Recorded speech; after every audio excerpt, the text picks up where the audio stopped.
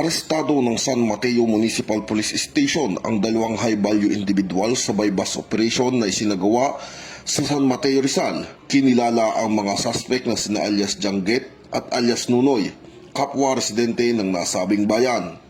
Nasabat mula sa kanila ang 13 sachet ng hinihinalang shabu na tumitimbang humigit kumulang 50.3 gramo na may halagang 342,040 pesos.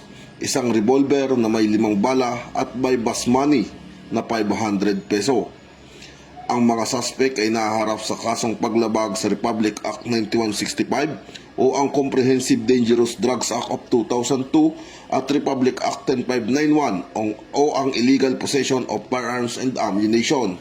Ayon kay Police Colonel Politeo A. Gonsalgo, Provincial Director ng Rizal Police Provincial Office, ang operasyon ay bahagi ng pinagting ng kampanya laban sa illegal na droga at kriminalidad sa kanilang lalawigan.